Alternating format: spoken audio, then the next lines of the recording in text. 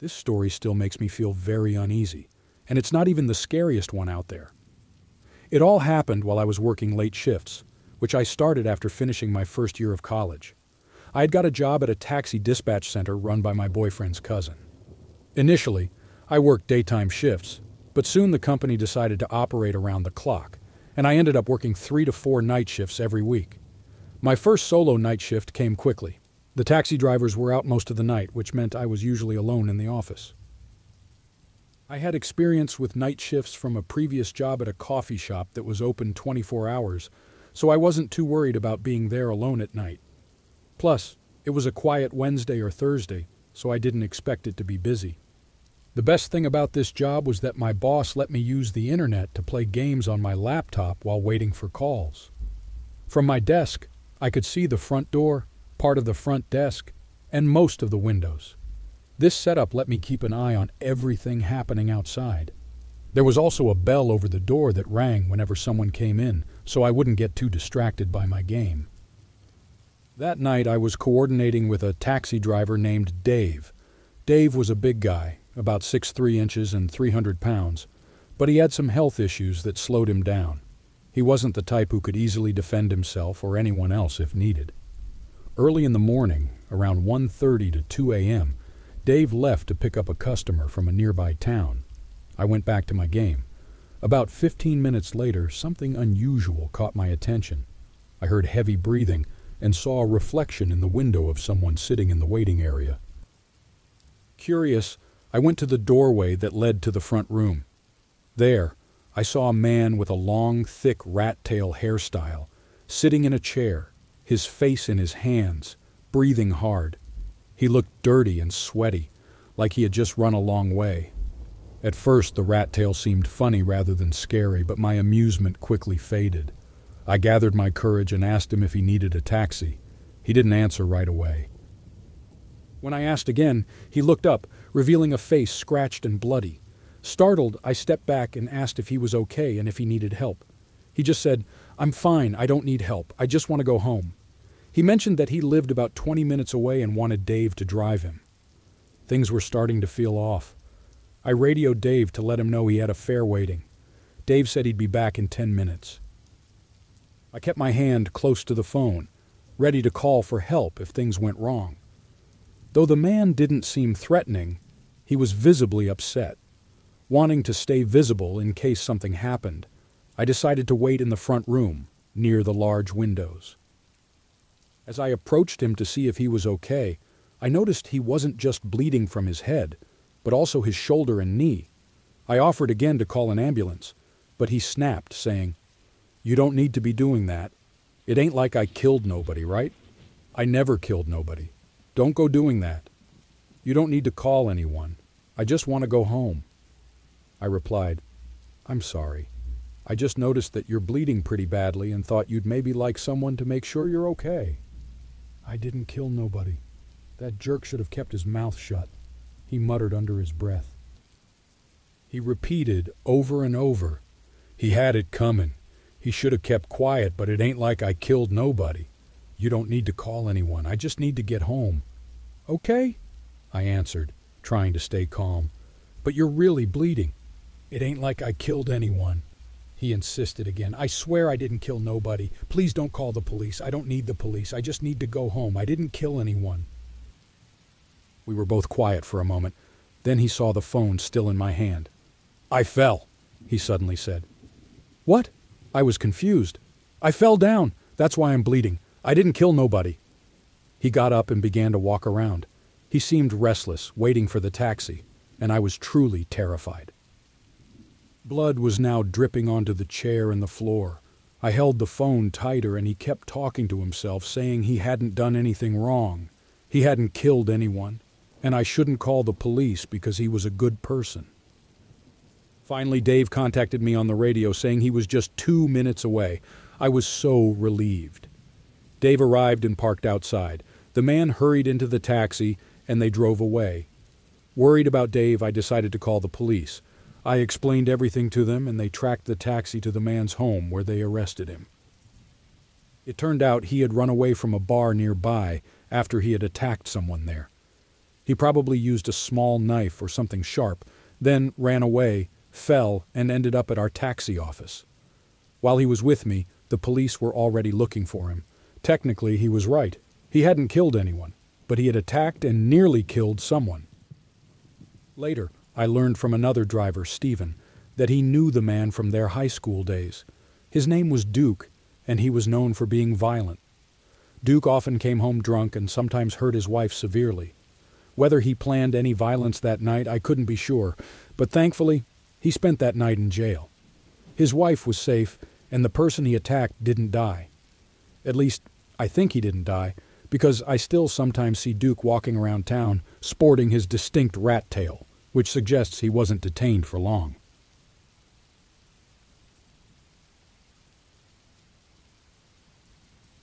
I need to tell you this straight. My mother has always had a drinking problem for as long as I can remember. It's okay for people to enjoy a drink occasionally, and there's nothing bad about getting really drunk once in a while. The problem starts when someone doesn't behave properly, like my mom didn't. Despite everything, I love her deeply because she is my mother, but her actions really hurt me when I was young. I won't go into all those painful memories right now. Instead, I'll focus on one specific evening. Every weekend, Friday through Sunday, and sometimes even on weekdays, my mom would go out to drink. When she didn't go out, she usually drank at home, sometimes alone or with a friend. As a child, I felt very alone. Our home was a mess, financially, emotionally, and sometimes even physically, as my mom could be abusive. I was about 9 or 10 years old when this happened. I was so young and confused by everything happening around me. On this particular night, I don't remember exactly when it was, but it was dark, so definitely late evening. For me, any time after 9 p.m. felt late, though I often stayed up until 1 or 2 a.m. waiting for my mom to come back. Each time she left, I felt a deep sadness. And I never really got used to being alone at home. No matter how many times it happened, I would always feel abandoned and frightened. That night, she left without saying anything to me. To pass the time, I watched the same few movies repeatedly and played with my Legos. There was also this puzzle I never managed to solve, so I sometimes tried to figure it out when I felt really bored. I was lying on the couch when the home phone rang. Answering it, I said, "Hello?" But there was silence on the other end, so I hung up. They called back right after I hung up. This time I could hear someone breathing, but still no words. After trying to get a response and failing, I hung up again. Thinking it might be a bad connection, I answered the phone once more when it rang. "Hey buddy, where's Mommy? Can I talk to her, please?" "She's not home right now," I replied. "Oh, okay, thanks. I'll call back tomorrow," the caller said, and then the line went silent. He didn't call back again that night, so I went back to my movie, not thinking much of it.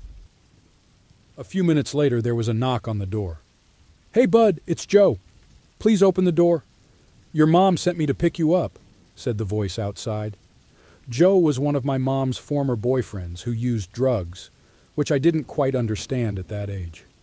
I was too young to really understand what was happening. Joe wasn't a stranger, so in my innocent mind, I thought it was okay to trust him.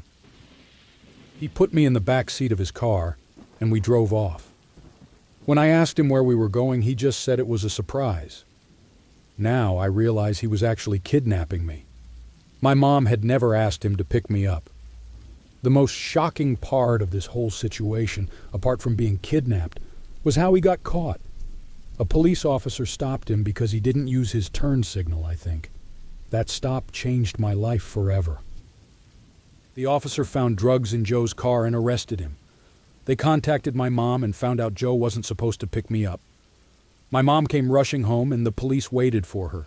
She arrived extremely drunk and could barely talk. The police started asking lots of questions. My mom got arrested too for neglecting me, putting me in danger, having drugs, driving drunk, resisting arrest, and even assaulting an officer, among other things. The police took me to my grandparents' house that night until they could figure out what to do with me legally. Days turned into weeks, and weeks into months. Eventually, my grandparents adopted me and I lived with them until I was 19. Last year, I moved out to attend Michigan State University, studying psychology, aiming to become a therapist. My grandparents paid for my tuition and gave me the best childhood they could.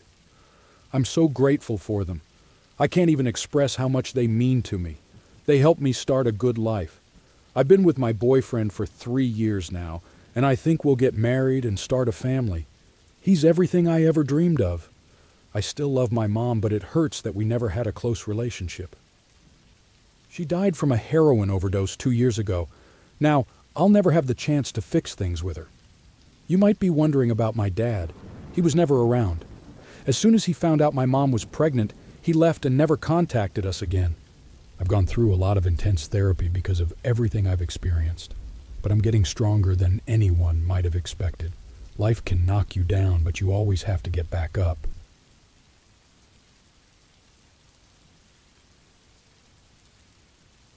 It was in 2018. I was on a quest to get a second-hand Xbox for my son Alex. As a single mother, I tried hard not to spoil Alex, but still wanted to sprinkle some joy into his life. He wasn't the most outgoing boy, and even though he participated in activities like karate and basketball, he didn't seem very passionate about them. After much pestering from him, I decided to buy him an Xbox. It wasn't new. I found a listing on Craigslist. Making Alex happy was my priority, especially since he had been facing tough times at school, including some bullying issues. I didn't want to ignore his problems, but I hoped this Xbox would bring a little fun into his life and help him connect with his friends. I didn't know much about video games. In my childhood, it was all about playing outside or reading books. Television wasn't a big deal back then, and though it sounds like I'm an old lady, I'm not even 40 yet. Despite my lack of knowledge, I was determined to make Alex smile. I found a seller offering an Xbox at a reasonable price after doing some research, though admittedly, I was clueless about game consoles, from PlayStations to Xboxes to Wii remotes. I contacted 2 sellers with reasonable offers, according to the research I had done. It dawned on me that I needed to meet these sellers in person to ensure the consoles worked properly. As a single mom, I was used to handling things on my own and didn't think much about the potential dangers of meeting strangers from the internet at their homes. This wasn't the 1980s or 1990s. The world seemed to be becoming a scarier place quickly, with crime rates apparently tripling every year. Still, my focus was solely on getting that Xbox for Alex so I could see his joy and give him a chance to play online with his friends. One of the sellers, who I'll call Mike, lived in an apartment complex about 3 miles away. We lived just outside the city, not quite in a suburb, as our nearest neighbors were about 500 meters away. After my divorce, I had some money, which helped me settle down and provide a stable life for Alex. His father was still around but disapproved of spending money on video games. I reached out to Mike and arranged a meeting. I emphasized that I wanted to check the Xbox to ensure it was in good working condition.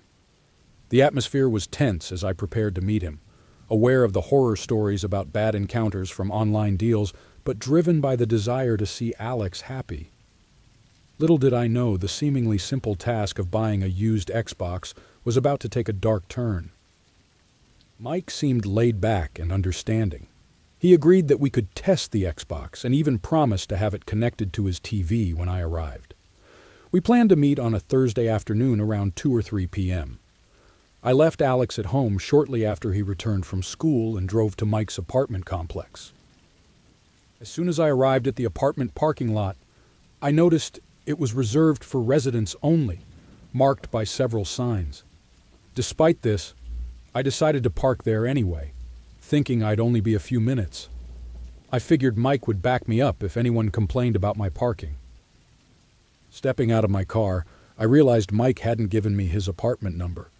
The complex was large and the hot weather made me anxious to find him quickly. I was also excited about how happy Alex would be with the Xbox. I had told him I was out for groceries, but in reality I was there to surprise him with his dream gift, his own Christmas in the middle of the year. Approaching the complex, I found stairs leading up to a balcony that overlooked the parking lot, similar to a motel with visible apartment numbers on the doors. The area looked neglected and not very welcoming, but I was optimistic. As I climbed the stairs to locate Mike's apartment, I suddenly noticed a man following me. It wasn't unusual in a complex that possibly housed 50 to 100 units, but the limited parking was puzzling. The man was walking slowly behind me, timing his steps to match mine. By the time I was halfway up the stairs, he was right beside me. At first I thought he might be a resident or a visitor heading to one of the apartments. Then, unexpectedly, he called out my name. Confused, I asked if he was Mike. He stared blankly for a moment before replying that he wasn't Mike, but was here to help me find him. "Okay, but which apartment is Mike's?" I asked. "Just follow me, I know the way," he responded. His demeanor made me uncomfortable, and I started to regret coming alone. As I followed this stranger who claimed to be Mike's helper, a sense of dread began to settle in. The corridors of the complex were dimly lit and eerily quiet, adding to the growing unease of the situation. I couldn't shake off the feeling that something was not quite right. I remember I was about 37 or 38 years old and quite short at just 5'2". The fear was real as I followed this man, Mike's helper, feeling trapped in a situation I wasn't sure I could get out of. The man's presence was unsettling, radiating bad intentions. After a tense walk across the balcony, we finally reached the apartment. He knocked, and Mike opened the door, welcoming me inside. To my dismay, the room was crowded with 5 of Mike's friends. Standing in the doorway, I realized this might be my last chance to escape. The thought crossed my mind that I could just step back and run. As Mike's helper moved past me into the apartment, and with Mike and his 5 friends inside, I was overwhelmed. These were not the type of men you feel safe around. They were rough, and the atmosphere felt threatening. Despite my apprehension, I wanted to return home with the Xbox for my son, but doubt crept in. Was the Xbox even there? I expressed my discomfort to Mike, telling him I didn't feel safe entering the apartment. He seemed confused, while 2 of his friends, lounging on the couch in vests and baggy shirts, gestured for me to join them. The scene was far from welcoming, with a casual and somewhat intimidating vibe, as one man casually held a beer. Feeling pressured, I asked Mike to step outside with me, hoping to speak away from his imposing friends. Strangely, he was reluctant and kept insisting I come inside, reassuring me about the Xbox's condition. "Hey, remember you wanted to see the Xbox working?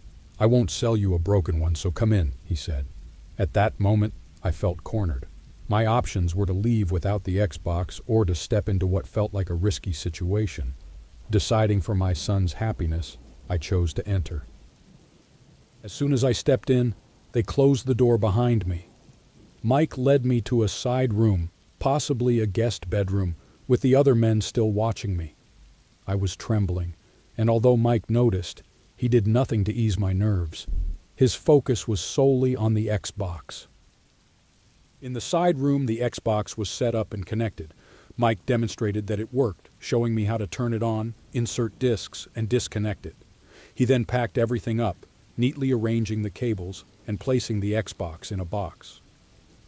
As I stood there watching Mike prepare the Xbox, the tension in the apartment was palpable. I couldn't shake the feeling of being watched, and I began to question if risking my safety for this purchase was worth it. The atmosphere was charged with an unspoken threat, and I was acutely aware of every move I made, wondering if I had made the right decision by entering. Mike asked for the money, and I handed it to him, my hands shaking. He examined the cash closely, holding it up to the light as if he suspected it might be fake. After a moment, he seemed satisfied that it was real. He gave me the box with the Xbox and clapped his hands, signaling that the deal was done. We walked out of the room, and he shut the door behind us. I thought this was my chance to leave. But as I approached the entrance, the large man who had followed me up the stairs was there, blocking the door. He was so big he nearly filled the doorway. I asked him to move, but he didn't budge. I realized then how strange and planned everything seemed. This man had not been waiting by chance. He was placed there to lead me to the apartment, and now seemed to be keeping me from leaving. Holding the Xbox, I felt a chill run down my spine as I tried to figure out how to escape. The man who guided me upstairs then unnervingly suggested I stay longer. That was when my fear intensified, realizing that my nightmare was unfolding before my eyes. Mike seemed to notice my discomfort and told his friend to move aside. But his friend ignored him, instead starting to make comments about my appearance and how nervous I looked, which only increased my fear. I urged them to let me leave, my voice trembling. Their enjoyment of my fear seemed to encourage them. The large man blocking the door laughed off Mike's request to let me pass. As I tried to reach for the doorknob, he stepped in front of me, physically stopping me with his body. I was trapped, and in that moment, I felt utterly powerless. Desperate, I turned to Mike, tears starting to form in my eyes. "Please, just let me out! I need to get out of here!" I pleaded. What was unfolding was every bit the nightmare I had feared. Surprisingly, Mike appeared opposed to his friend's actions. As I broke down, begging for my freedom, Mike confronted his friend, his voice raised in anger. But the friend was unmoved, his behavior becoming a clear threat as he blocked my escape, effectively holding me captive. Mike's response to his friend's aggression showed a split in their intentions, but it was clear I was in a dangerous situation. As tensions escalated, I was caught in the middle, increasingly desperate and fearing for my safety in this dark, unsettling scenario. The yelling between Mike and his friend escalated quickly into a full-blown fight. Punches were thrown, and soon two other guys from the couch joined the chaos. I was terrified, unsure who was against whom, but all I knew was I needed to escape this nightmare. I tried the door again. This time the path was clear as Mike was wrestling his friend to the ground, but my heart sank when I found the door locked. Trapped in the room with the men fighting and no clear way out, I panicked, screaming uncontrollably. However, a moment of clarity hit me. Maybe the key was still around, not in anyone's pocket. Desperately, I scanned the room, searching every surface. My eyes caught a glimpse of a small key with a ring on the side table near the room I had just left. I snatched the key and rushed to the door, my hands trembling. With the Xbox box under my arm, I struggled to fit the key into the lock, missing several times as my hands shook wildly. Finally, I took a deep breath, steadied my hand, and the key slid in. I turned it, unlocked the door, and pushed it open with all my strength, causing a loud crash as it hit something behind it.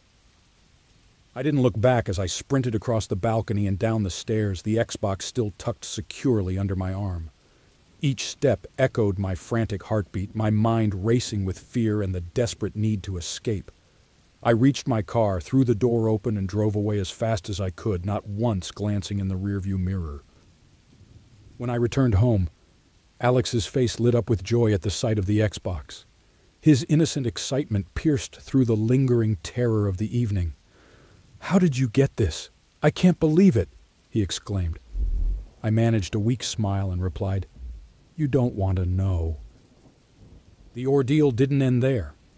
I reported the incident to the police, who investigated and detained some of the individuals involved. Further inquiries were made, but I prefer not to delve deeper into those details or reveal any specific names or locations. This experience taught me the harsh reality of being a single mother seeking deals online. It's a dangerous world, especially when you're alone. Always ensure safety first. Never meet strangers from online platforms without backup. Let my story be a caution to all.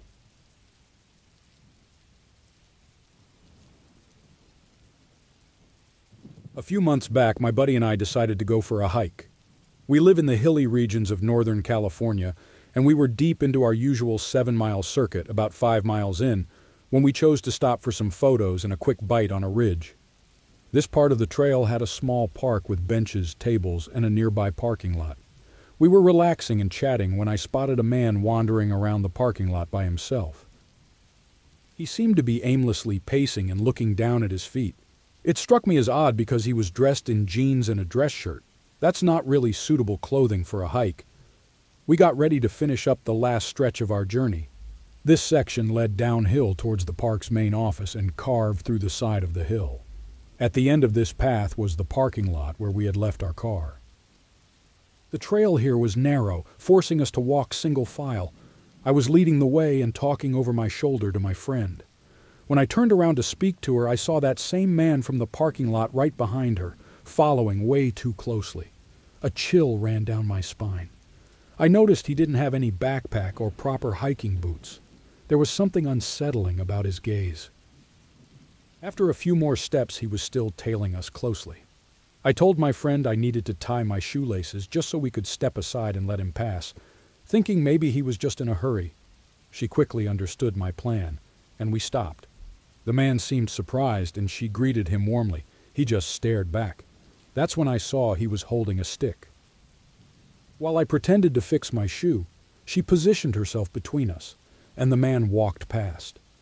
We decided to wait a bit to let him move ahead of us, but as soon as we started walking again, he slowed down too. Once he reached the farthest part of the trail where he could still see us, he stopped and turned around to stare directly at us. This was too strange, and we felt something was seriously wrong with this man. We didn't want to walk past him again. So we turned back and hurried up the trail towards the safer area with the park benches and parking lot. After a few minutes of climbing back up, I glanced over my shoulder and saw that he was following us. I urged my friend to pick up the pace. We practically ran back to the parking lot we had left earlier. Once there, we decided to pause and think about our next move, hoping to see if he would appear on the trail leading back to this lot. This area had more people around, which made us feel a bit safer to wait and see what would happen. We waited about 20 minutes, but he didn't show up. We discussed whether he might have continued along the trail and left the area, or if he was possibly hiding somewhere more secluded along the path. Just then, we noticed a couple who seemed to have come from the direction we had initially planned to go. We walked up to them and asked if they had seen anyone on the trail. They mentioned they saw a young man sitting on a rock about halfway to the next parking lot. Their description matched the man who had been following us. We quickly shared our unsettling encounter with the man. As we talked more about whether he could be dangerous, the husband cut in, saying, "We should call a park ranger. He wasn't just sitting there, he had a knife and was sharpening that stick he was carrying." Hearing this, we didn't hesitate to call for a ranger. The kind couple insisted on walking with us to ensure we reached our cars safely, and they even gave us their phone numbers in case we needed further help. Eventually, the rangers searched the trail, but they found no trace of the man. I often wonder where he might have gone or what he intended to do, but I'm relieved that we trusted our instincts and stayed safe.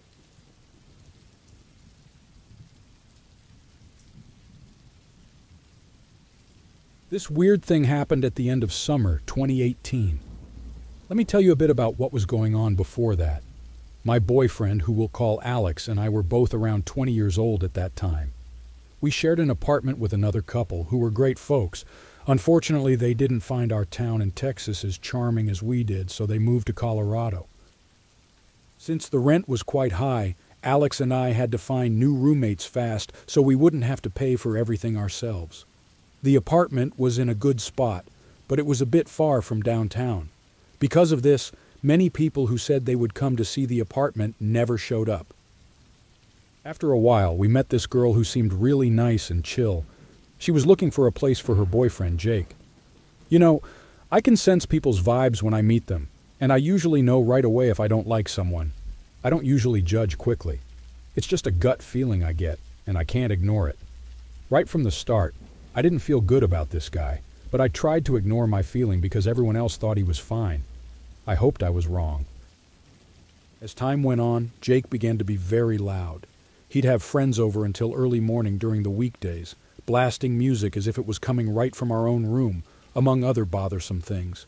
He was also really rude, particularly to me.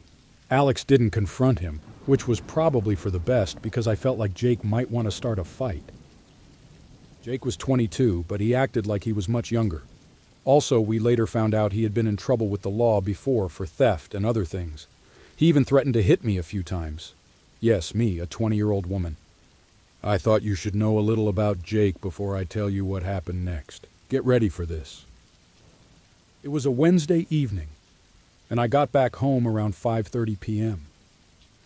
I was walking up to our apartment on the third floor when I saw Jake stepping out. I usually ignored him since we didn't get along, but then he started shouting at me to look inside the apartment. I looked through the doorway but couldn't see anything wrong, so I asked him what was the matter. In a loud and angry voice, he told me someone had robbed him and that he had just gotten home to find this mess. However, everything seemed in place. The furniture was untouched. Curious, I walked inside and noticed that my Wii U was missing, although all other gaming consoles were still there. This made me start to doubt him. I tried to stay calm and called Alex to see how far away he was. We usually got home about the same time. While I was on the phone, Jake shouted that he had already called the police and they were on their way. He then added, "Do what you need to do because the police are coming." That's when I realized he must have been home for some time, enough to possibly hide any illegal items he had. In about 5 minutes, the police arrived, as did Alex. One officer went up with Jake and Alex to note down all missing items, while the other officer stayed with me on the ground floor. We chatted a bit. According to Alex, many things were missing from our room, but Jake claimed to only be missing his PS4. Eventually, I suggested they could check Jake's car, and offered for them to check ours as well if needed. The officer agreed to search Jake's car, but said it wasn't necessary to search ours. When they all returned downstairs, the officers asked Jake if they could search his car and also needed his ID. He agreed to the search, but said he needed to grab his ID and keys from the apartment. Alex and I followed him upstairs. We watched him take his wallet and keys, then head out. We didn't want to be too nosy, so we stayed in the apartment while they searched his car. Time passed, and he hadn't returned downstairs to the police. We started to worry and peeked around the neighborhood, but Jake had disappeared. Conveniently, since he had agreed to let them search his car and never said they couldn't, the police checked if it was unlocked, and it was. Inside, we found all our stolen items, our 3 Decisicons, a PS4 controller, Alex's laptop, some Wii U games, and much more. The next morning, I put all of Jake's belongings by the dumpster and called a locksmith to change our locks. I considered getting a restraining order, but we never did. A few weeks later, we saw his car parked near our building. We ignored it and kept an eye on him from our window, ready to call 911 if needed. He eventually drove away and didn't come back. But still, thinking about Jake gives me chills. I really hope we never see him again.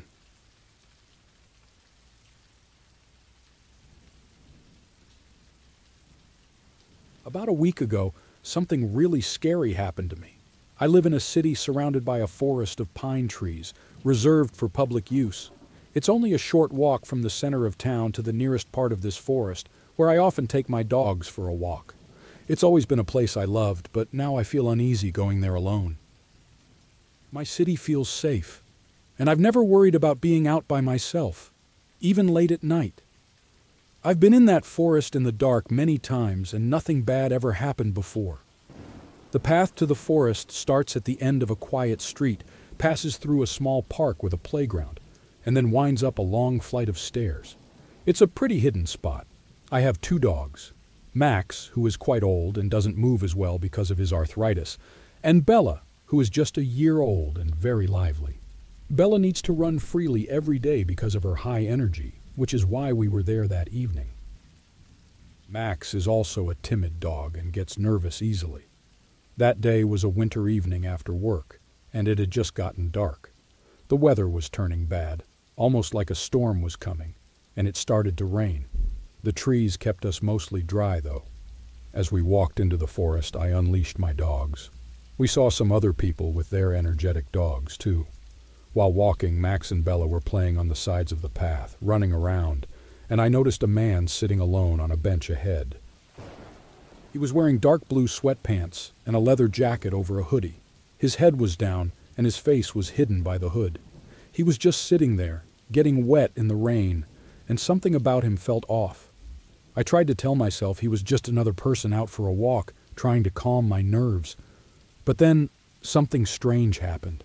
Max turned and looked behind us, then suddenly took off running towards the playground. I had never seen him run away like that. Bella followed him quickly. I called out to them, but they didn't stop. Bella came back when I called her.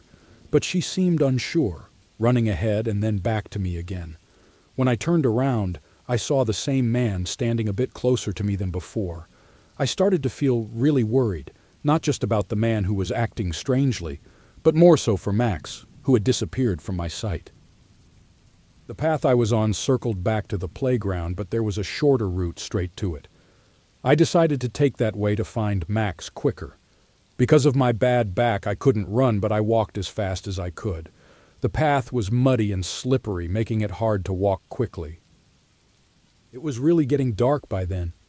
When I finally reached the stairs, I was relieved to see both Max and Bella sitting there. They ran up to me, wagging their tails, happy to see me. But when I turned around, the man was shockingly close behind me. He must have run or followed me down the slope to get so close so fast. I knew I needed to be around more people, so I hurried down the stairs as quickly as my back would allow. At the bottom, I quickly leashed Max and Bella. That's when Bella started growling, a sound I had never heard from him before. I looked back and saw the man was halfway down the stairs. He stopped when our eyes met, bent down to tie his shoes as if nothing was wrong. Bella kept growling, and the man gave me a long, harsh stare. Then he turned and walked back up the stairs, disappearing into the forest's darkness. Nothing bad actually happened, but my heart was racing, and I kept thinking about what could have happened if I were alone without my dogs. Bella might be young, but at that moment, he felt like my protector, unlike Max, who was no help in guarding me. I felt a huge relief that we were all safe in the end.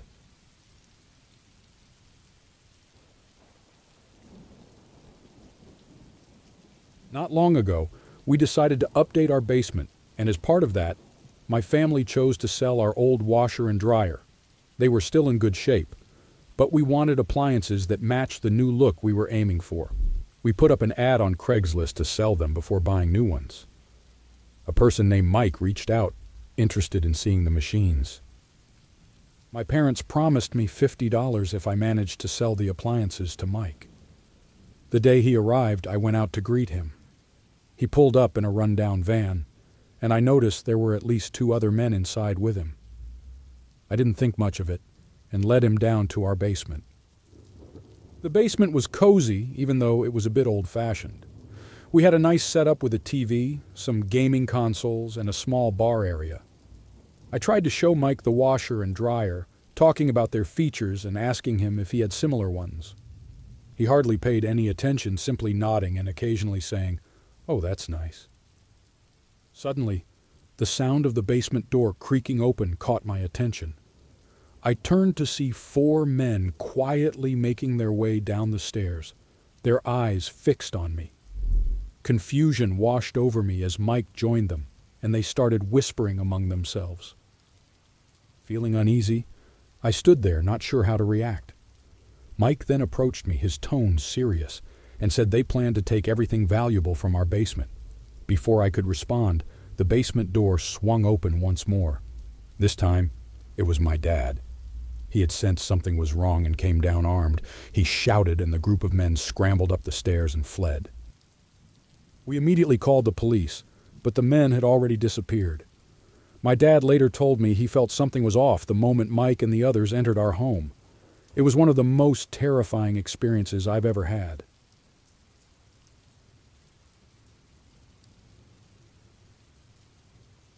This is a scary story that happened to me a long time ago.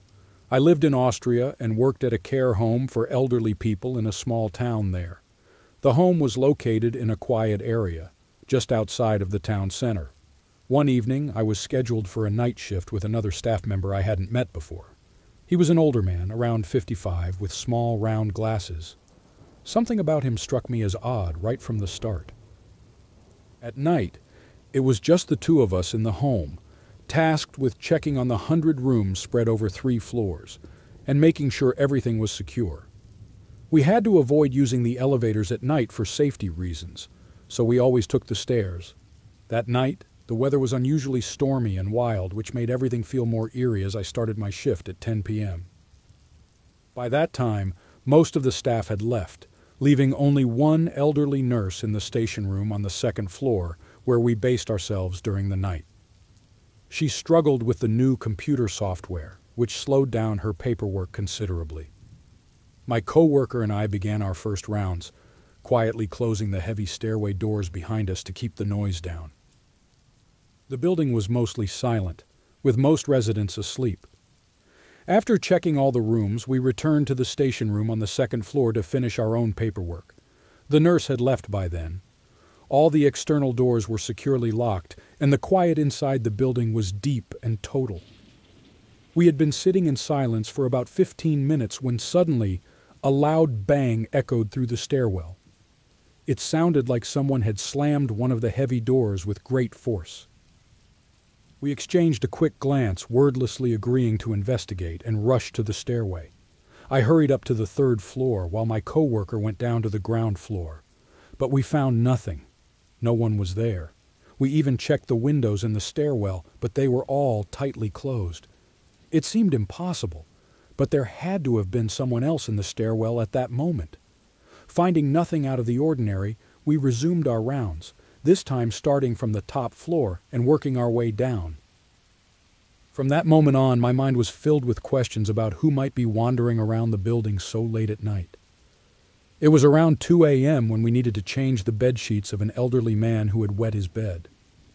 I was standing by the wall near the corner of the room, while my coworker was on the opposite side by the bed. I kept my eyes on the door, half expecting someone to look in suddenly. Lost in my thoughts and staring at the doorway, I was jolted back to reality when my coworker suddenly started yelling at the old man, aggressively changing the sheets and roughly moving him around. His expression was furious and unsettling. I was frozen in shock, unable to react. There he was, with his back to the pitch-black windows, and beyond him, the dark, silent corridors where someone had been lurking without us seeing. I pressed myself against the wall, feeling utterly trapped and terrified, surrounded by what seemed like madness. We finished on the ground floor where only the sound of the wind could be heard. Then we heard a noise like a metallic object dropping. The sound seemed to come from the kitchen. We hurried toward the kitchen's glass door, which led to a long, dark hallway with a back exit to the dumpsters in the parking lot. Opening the door, we searched each room along that hallway. With every step, I felt a growing sense of dread, anticipating an attack at any moment, but we found nothing. Hours later, as we began our final rounds of the night, we decided to split up. I went to check the rooms on my own. In one room, an old lady who was awake and sitting up in her bed asked me if I had been in her room just 5 minutes earlier. I assured her that I hadn't, as we had only just started our rounds. She told me she had heard someone enter her room, and when she asked who it was, there was no response. Then the door quietly closed by itself. Hearing this, chills ran down my spine. I advised her to use the emergency button if it happened again. For the rest of the night, every room I entered, every corner I turned, I half expected to see a stranger lurking. I was relieved when the shift finally ended. A few days later, I spoke to the elderly nurse who had been at the facility that night. She mentioned that the back door to the kitchen was wide open when she was leaving. She had shouted to see if anyone was there as she approached the open, dark doorway. Feeling a sudden surge of fear, she ran back to her car and drove away as quickly as she could. She was frightened and had tried to call us to warn us, but couldn't find the number.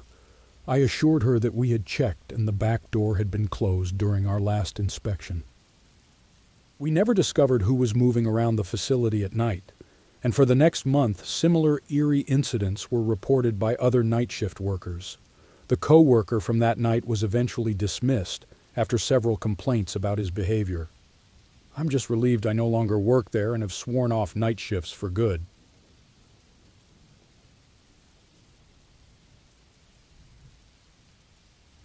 A few winters back, I left my college office late, around 10 p.m., planning to catch the bus home. I walked from the university across well-lit streets to the city's main north-south road, Elm Street. Standing at the bus stop in the snowy, chilly night, I waited for the bus, which came every 15 minutes. I was calm, just eager to get home. While listening to music, I noticed a man approaching the shelter. I glanced at him, gave a quick, polite smile, and returned to my music and scrolling through Reddit. Soon, he started speaking. It seemed he was talking to me since we were the only ones there. When I looked up, he was staring at me with an odd smile and chatting away. Removing my earphones, I asked, "Sorry?" He continued talking non-stop about my day, the weather, and other small talk. Maybe it's because I always try to be nice, but I find it hard to ignore people or cause trouble. So I answered his questions vaguely, keeping one earbud in. He went on, and I just nodded, feeling uneasy. After 10 minutes, the bus finally came, and I felt relieved. I boarded the bus, choosing a seat near the front, but he sat across from me, continuing the conversation. Originally, I planned to go home west of Elm Street, but with him persisting, I decided to head to my boyfriend's place instead, to the east. Feeling more uncomfortable, I pressed the bus stop button early to test his reaction. As the bus stopped, he stood up. I stayed seated. "Isn't this your stop too?" he asked. I quickly said, "Oh, my mistake. This isn't my stop." He replied, "Funny, me too," and sat back down. Now I was truly scared. At the next stop, I texted my boyfriend to meet me at Elm Street. I got off the bus, and the man followed. He kept talking as I crossed the street, and he crossed too. Reaching the other side, I told him I was meeting my boyfriend and needed to go. He seemed annoyed, but continued to walk with me until I firmly said I had to go alone. "Can I get your phone number?" he asked suddenly. Panicking, I gave him a number, altering just the last 4 digits. After saying goodnight, I hurried away. I hadn't gone far when I heard him running after me. "Hey," he called out. "I think there was a mistake with your number. I tried dialing the number, and it didn't reach you." He caught up to me, still wearing that eerie smile and gazing at me intensely. How odd," I replied, pulling out my phone. I pretended to look for a missed call and quickly messaged my boyfriend, expressing my fear and urging him to come immediately. "So, what's your actual number then?" he insisted. At that moment, I felt trapped and wasn't sure how to avoid giving my real number. I was truly stuck. The night was freezing. It was a dark winter evening, and I had wandered into a quiet residential area. I knew I couldn't run faster than him. Just then, my boyfriend arrived. He's a tall and sturdy man, standing over 6 feet tall, and his presence is quite commanding. I quickly turned to the man and said, "Have a good evening," and hurried towards my boyfriend. I threw myself into his arms. I didn't glance back at the strange man, but I made sure to ask my boyfriend to double-check that all doors were locked and windows shut before we settled down for the night.